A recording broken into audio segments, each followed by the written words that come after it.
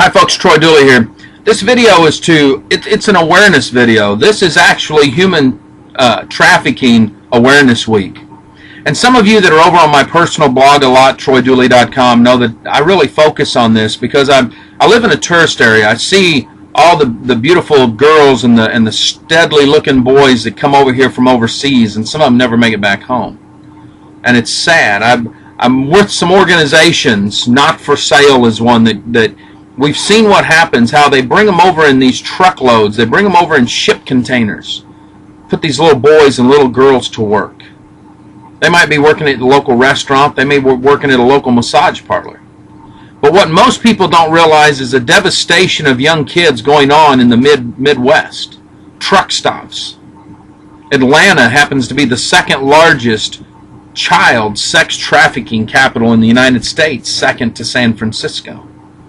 It always gets me when I see Senator Pelosi up there talking about health care and all this other stuff, but yet in her own city, little children every day lose their lives to some predator.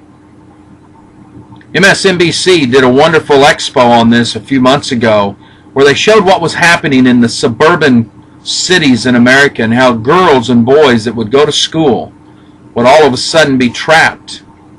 And they get so fearful when they do this that because the people that do this tell them they're going to kill their parents. And we're not talking about parents of a lower income. We're talking about CEOs of companies.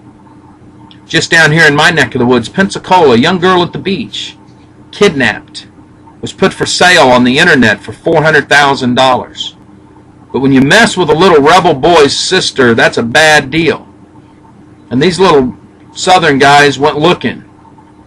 And they drove by a gas station and saw their sister doped up in a back seat and got out. Surrounded that car, put a knife to the guy's neck and said, either where our sister goes or you go, it's your decision. They got their sister back. Guys were arrested. Not the brothers, but the actual perpetrators. That's one of the good ones. I've got stories on my blog where little girls have reached out asking for help. We've sent people to get them. But before they could get there, their pimps had caught them and beat them to death.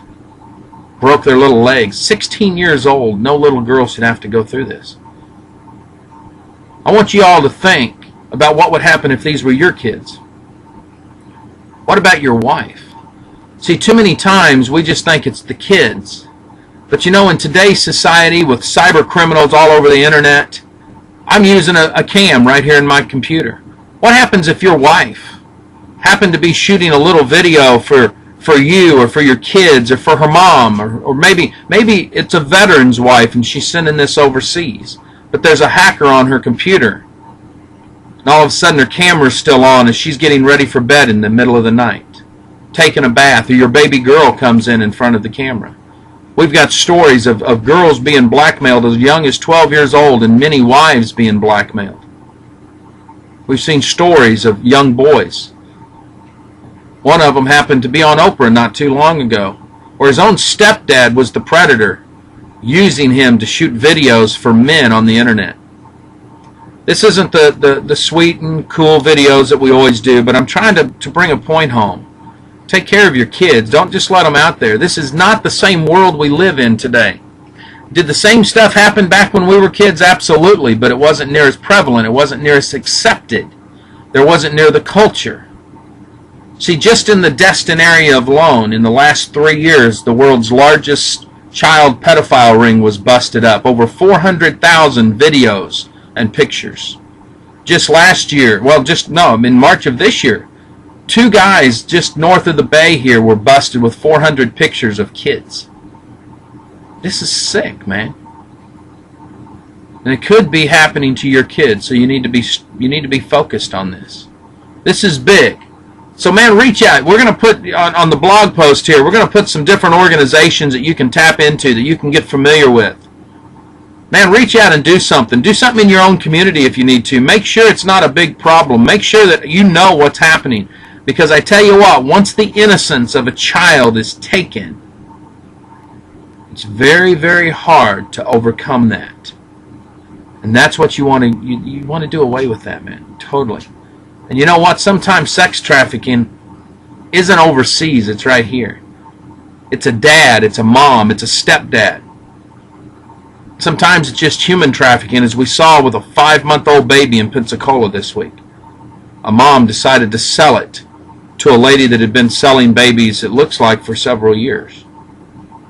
Man, just keep your eyes open. Become aware of what's going on. Maybe this isn't your crusade, but at least keep your eyes open. Be watching. And when somebody's out there reaching out, man, call a law enforcement agency. Call one of these agencies we're listing on this blog post. Help somebody. Don't let these little innocent kids and these adults go by the wayside. Sometimes what you think is just a street hooker, what you see as some call girl, got in the sex trade because of a predator, and she's there now because of an abusive individual that won't let her go, that's got her so fearful of dying that and I mean literally, they've probably beat her so many times already. Again, just check out these organizations, because there's people out there that can help. People that live this every day, know how to fight through it, and can do something. All you have to do is support them financially if you can't be part of the actual physical solution. Live life like it's an epic adventure. We'll see you at the top.